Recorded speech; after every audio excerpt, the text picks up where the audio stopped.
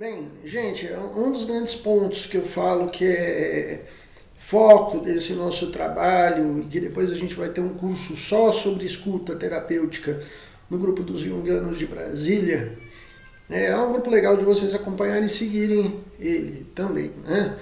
Ou pelas nossas páginas, a página do Instituto Olhos da Alma Sã. Um dos grandes pontos terapêuticos que eu falo que é o que pega a gente demais é a escuta terapêutica.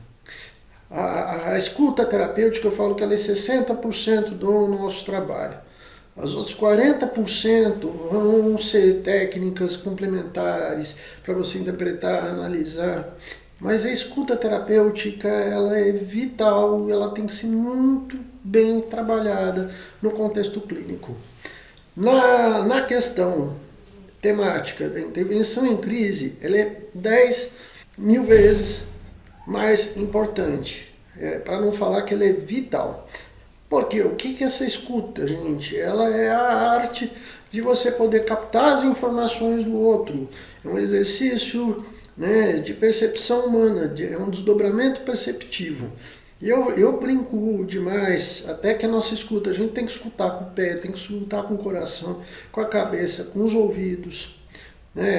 Uma frase que eu escutei do Dr. Leon Bonaventure, que é um dos pioneiros da psicologia analítica do Brasil, meu antigo analista, falando, né, que proporcionalmente o homem tem dois ouvidos, duas orelhas e uma boca. E a gente tinha que na arte da escuta utilizar proporcionalmente essas coisas no mesmo crivo, né? Então você tem que olhar muito, ouvir muito, e falar 1/5 do que você escuta e você vê. Aí você começa a brincar de fazer terapia. Então é onde a gente fala que o terapeuta, o futuro terapeuta, ele tem que primeiro ser um receptáculo, né? De perceber o outro, de ver o outro, de querer curtir o outro. E eu brinco muito, eu faço até esse convite para quem é adolescente, para quem quer ser terapeuta, vai brincar de assistir gente. Aí a minha pergunta, o que é brincar de assistir gente? Né? Vai no cinema e senta do lado da tela e fica vendo o pessoal assistindo filme. É um barato ver gente assistindo filme, gente. Né? Eu fiz muito isso quando eu era adolescente, sentar na porta de shopping center e ver o pessoal entrando. Sabe? Assistir gente, literalmente assistir gente. Né? Que jeito que as pessoas são, o que elas fazem, que jeito que elas gostam de viver, né? Como andar. E é onde eu falo que a arte da psicoterapia ela tem muito de poesia, né? De saber lidar com a subjetividade, saber lidar com a análise, saber lidar com essa coisa que a gente tem que falar que é analítica mesmo, né? De ver o outro, de sentir o outro, de perceber o outro. E tudo isso está dentro do contexto do que a gente chama de escuta terapêutica, né? E esse é um nome técnico que ele tem que ser muito utilizado, muito enamorado, muito visto, porque principalmente quando a gente tem 50 minutos para salvar uma vida, essa questão da escuta ela passa a ser vital, porque a gente não tem espaço para errar. Tá? E por isso que o trabalho ele é de uma responsabilidade extrema, né? Uma urgência inclusive. E o que eu falo disso? Por que eu estou citando isso? Né? A questão da escuta ela já foi muito narrada na fundamentação da psicanálise. Carl Gustav Jung, no livro A Prática da Psicoterapia, fala bastante disso. Uma das grandes questões, né, do processo terapêutico é estar junto. Né? O CVV, que eu gosto muito de falar deles, trabalha com a escuta total da abordagem rogeriana e é uma fundamentação técnica e teórica que para intervenção em crise é fundamental. E acho que todos esses trabalhos costurados com o que a gente faz no cotidiano, isso tem muita propriedade. Por quê? Essa escuta é a nossa capacidade de ser um vaso, um agente de acolhimento do outro. Né? Eu falo que é aqui onde quem quer ser terapeuta tem que ter uma fome, uma curiosidade, né? De querer conhecer quem que é essa pessoa, né? Por que ela chegou nisso, o que é esse drama que ela está vivendo. Escutar, simplesmente escutar. É muito legal o trabalho que o CVV faz nesse sentido, porque o que eles ensinam, né, os terapeutas, né, estão lá no acolhimento de pessoas na intervenção em crise, é a arte de escutar, sem julgar, sem querer interpretar, sem querer analisar, mas sobretudo escutar. Escutar. Tô aqui para te escutar. Fala que eu te escuto. Só que não é no sentido pejorativo, né? É no sentido de fazer isso com o coração, fazer isso com amor, fazer isso com zelo, com cuidado. Eu falo que na arte da escuta, o que para mim faz muita diferença é o que não dito. Eu gosto de escutar o que o paciente não fala, as coisas que o próprio paciente descobre de si através de insights, de fenômenos cartáticos. Eu gosto de escutar as emoções, porque por trás das emoções estão os complexos, né? Que a base da psicologia analítica de Carl Gustav Jung é a psicologia dos complexos. Né? Então é muito legal quando você tem acesso a esse conteúdo que vem da identidade da pessoa, e uma identidade que às vezes a própria pessoa não tem noção. Tudo bem que num primeiro momento a gente está falando de uma intervenção em crise, esse curso que vocês estão recebendo nessa maratona é sobre isso. Ninguém vai fazer um trabalho analítico de uma psicoterapia profunda em 50 minutos. Tá? Isso você vai desenvolver depois no seu consultório com o teu paciente. Aqui no primeiro momento a gente utiliza da escuta porque a psicanálise foi constituída e todas as abordagens pós-psicanálise elas trabalham com a linguagem. Por quê? Isso vem antes de Freud, Charcot principalmente, Breuer, eles descobriram que o paciente quando falava dos problemas dele, e lembrando que isso é pré-psicanálise, Freud se apropria desse conhecimento junto com Jung e os outros 40 cientistas que fundaram a psicanálise para elaborar isso enquanto uma terapêutica, uma metodologia clínica de tratamento, seja médico, seja psicológico. A terapia pela fala, quando o paciente conta as coisas, que ele verbaliza, que ele põe para fora, isso gera alívio. Tá? Não é à toa que você vai estar trabalhando nisso mais de 60 anos no Brasil com êxito. Psicanálise tem mais de 150 anos aí, entre a fundamentação da psicanálise. Precursores da psicanálise, os pioneiros, pré-Freud, pós-Freud, né? A gente tem mais de 150 anos aí de estudos, né? Psicologia analítica está fazendo mais de 100 anos aí. Testada, retestada, validada, né? Gente botando a teoria toda no cheque, tentando dar checkmate, e a teoria sobreviveu porque funciona. Então, quando você consegue extravasar as coisas que estão te fazendo mal, isso gera alívio. Vai resolver os problemas? Totalmente não. Mas pelo menos o grande grau de tensão nervosa que existe sobre o fenômeno que está acumulado, acaba acontecendo um esvaziamento dessa tensão. Tá? Então, essa é a base fundante do que foi, né, a psicanálise e posteriormente a psicologia analítica, e todas as escolas pós-psicanalíticas vão trabalhando com isso. Gestalt trabalha com isso, psicodrama trabalha com isso, né? Falou de abordagem terapêutica, todas vão trabalhar com isso. O paciente narra, né? Logicamente que depois ele vai narrar a história de vida dele, fundo autobiográfico, a gente vai poder trabalhar com o paciente questões mais profundas de identidade, de espiritualidade, a individuação do paciente, o sentido de vida dele, a compreensão dos sintomas e das doenças que ele tem e como superar isso. Só que isso já desce para um segundo momento, que não é bem a intervenção em crise. Se bem que eu, na minha experiência clínica, né, trabalhando aí desde 1993 com a psicologia, às vezes numa sessão você faz um movimento de uma vida inteira, né? Quando você está para morrer, as pessoas narram, falam, eu vi minha vida em segundos, né? E é muito legal esse processo de reflexão sobre a vida, sobre a existência, quem que eu sou. Porque eu falo que muitas das crises que a gente vê hoje na sociedade é porque as pessoas perderam a referência de quem que elas são. Eu tenho casos aí gritantes de pessoas que me procuraram em crise, né? Uma mulher que veio, né, alguns anos atrás falando, cara, eu sou um fake.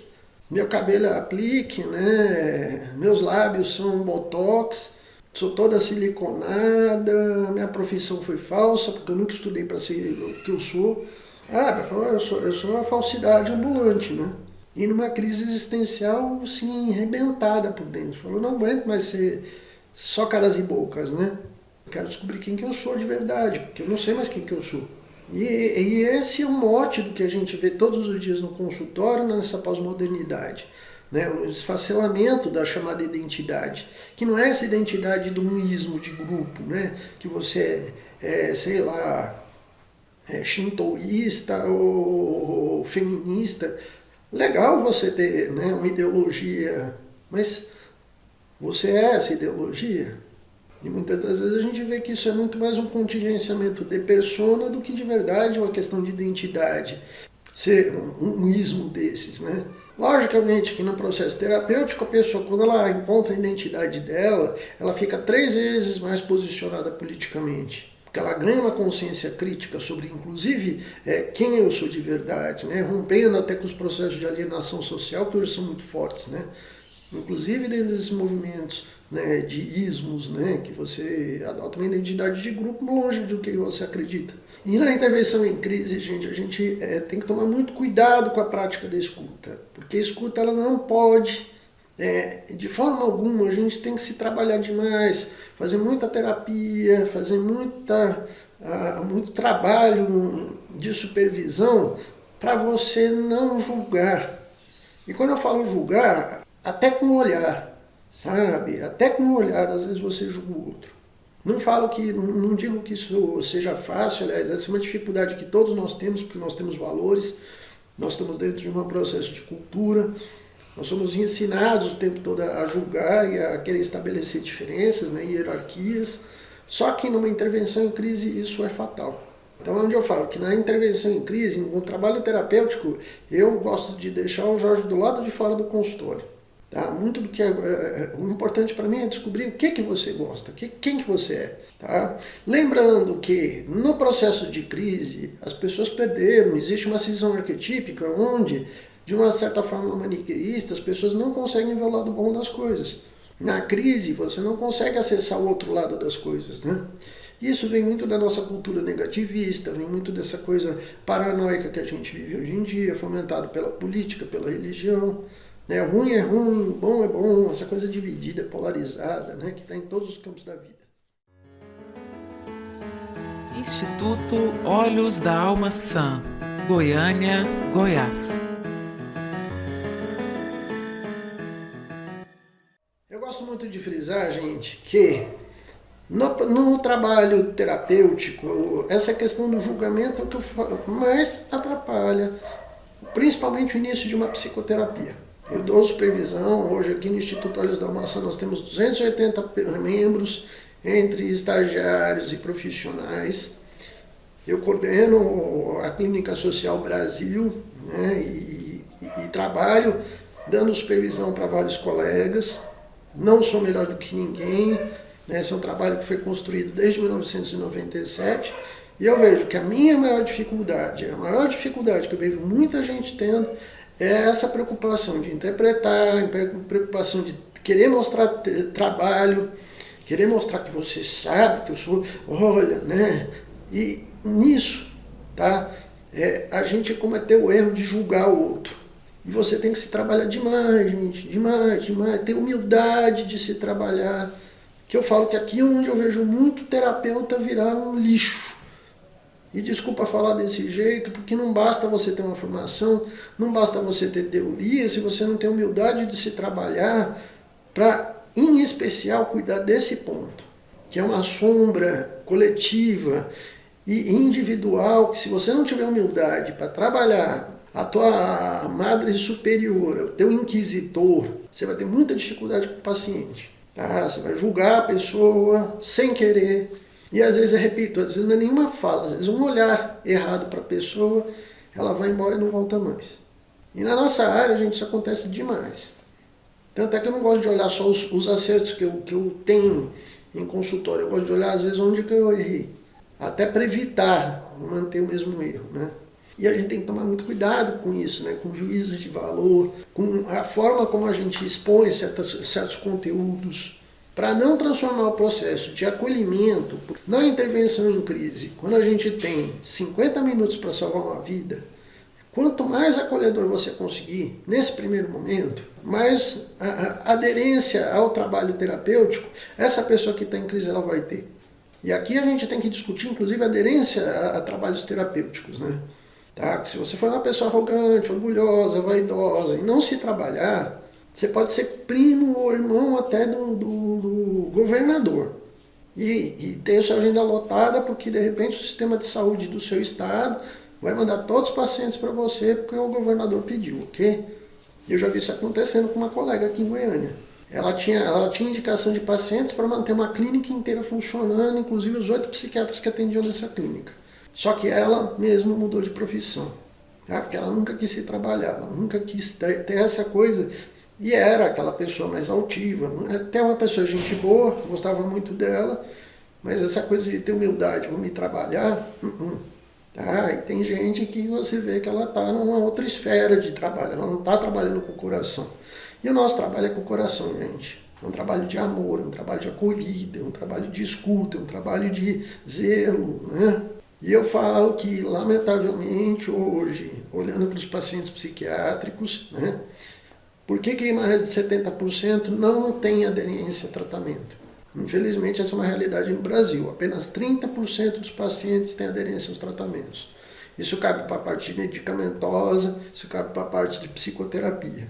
Por que a aderência é baixa? Porque seja o psiquiatra, seja o médico, aquela coisa, o cara está com cara de nada, recebe o paciente com cara de nada, a pessoa está lá sofrendo, morrendo de chorar na sua frente, você não tem empatia. É o profissional gelado, é o profissional que não acolhe, é o profissional que não escuta, é o profissional que, sabe, não conforta.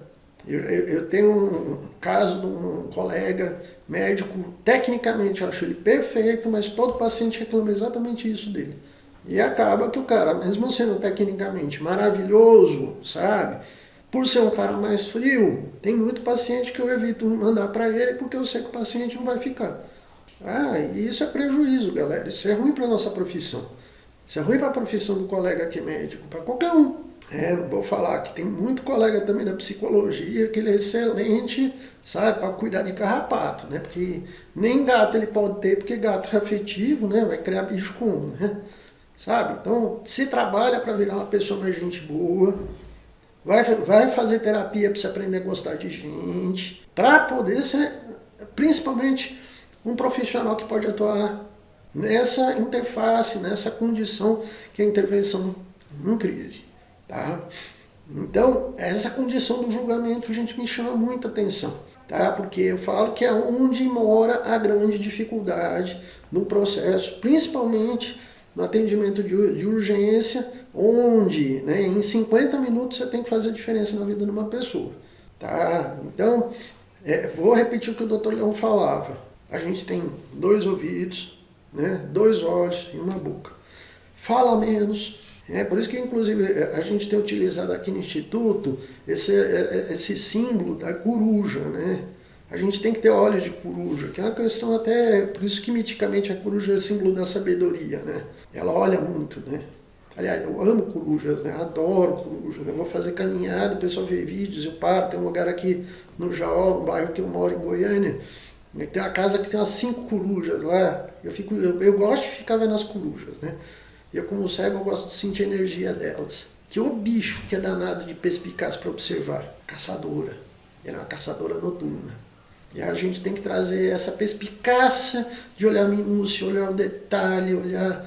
Sabe, que às vezes um pequeno detalhe do paciente que está na sua frente, seja na tua prática clínica, seja na questão de intervenção em crise, vai fazer total diferença.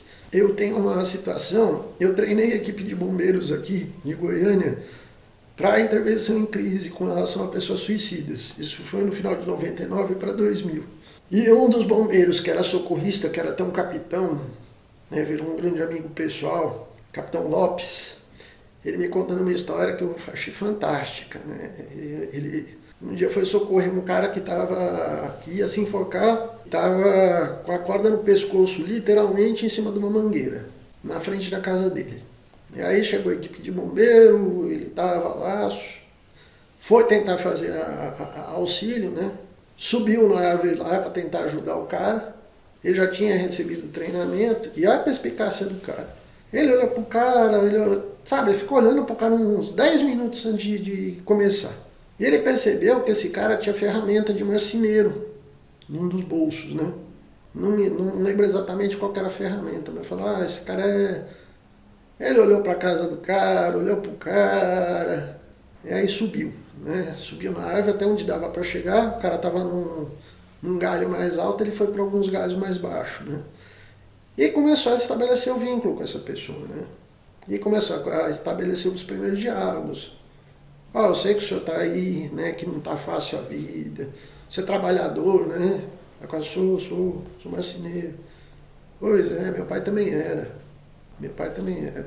Aí, cara, como é que chamava seu pai? Ele falou, fulano de tal, comprava material não sei aonde. Vida difícil, né? Aí esse cara começou, depois de uma certa altura, eu lembro que o diálogo dos dois foi acabar que, rapaz, ó, hoje, eu sei que a vida do senhor é difícil, né? Hoje a gente apagou 2 incêndios, acudimos 3 pessoas, 2 acidentes de carro. Fiquei tão preocupado com o senhor que eu acabei, né, vindo pra cá pra tentar te ajudar.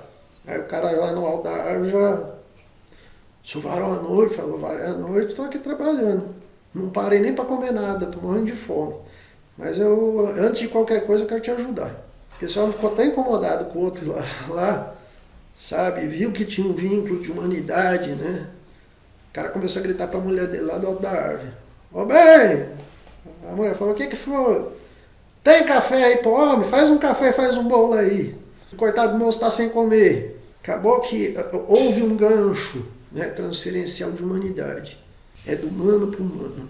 E aí o capitão, eles começaram a estabelecer um diálogo, né? Falou, só que eu não vou sozinho não. Não vou entrar na casa do senhor, ué. Só vou se o senhor for comigo. O homem não tirou a guarda do pescoço, não desceu com ele. Eu falo que, gente, intervenção em crise não é brincadeira. É um dos trabalhos mais difíceis que tem na área de saúde, que exige demais da gente. Mas o primeiro ponto é a escuta. Por quê? Tá? Você tem que perceber o detalhe do outro. O detalhe pode estar num chaveiro, num cinto, num instrumento de trabalho. E a partir disso começar a fazer as conexões. Parar para escutar a história do outro. Só me contou a história de sofrimento, vida difícil, problema com o filho, problema conjugal, vários problemas graves, inclusive de saúde. Cansado da vida, né? Cansado de sofrer. E ali no alto da árvore ele foi contando toda a história dele. E foi se abrindo para a presença do outro. Né? As pessoas que estão em crise, eles não conseguem perceber que tem outras pessoas que têm vida. Né? É o problema da cisão arquetípica. Né? Mal é mal, né? É o problema da polarização que a gente vive hoje. Né? Mal é mal, bem é bem. Né? Você não consegue perceber a sinergia das coisas da vida. E fica nessa coisa de, sabe, a vida não tem solução, não tem... E primeiro, a gente tem que olhar para a pessoa para ver quem que é essa pessoa. Né? Por que o seu Chico, estou brincando com esse nome fictício, né? O que fez o capitão do bombeiro perceber esse homem foi 10 minutos antes de observação. Quem que é, faz o quê? De bater o olho, ver um instrumento de trabalho, que ele conhecia bem, inclusive. Né? Meu pai era carpinteiro. E aí, a partir dessas pequenas coisas, pode se estabelecer um diálogo que pode ser terapêutico, que pode ser a chave condutora para um trabalho posterior. Se você só conseguir estabelecer esse vínculo, esse contato, com observação, com muita observação de detalhe. Pequenos detalhes, pequenas coisinhas que o outro te mostra se você quiser ver. Agora, se você quiser bancar o cego e não quiser ver, aí a história é outra, né? E esse é o problema da nossa humanidade hoje. Esse é o problema da pós-modernidade. Muito embora nós tenhamos na sociedade uma cultura extremamente visual, é muito selfie, é muito... As pessoas se mostram, mas você não quer ver. É muito louco isso na sociedade, né? A gente vive a sociedade de uma visibilidade extrema, mas ao mesmo tempo, o que ninguém quer ver? O outro. Tá? E acho que esse é um grande paradoxo que cabe milhares de dissertações de doutorado para a gente tentar entender essa loucura paradoxal da nossa existência na atualidade.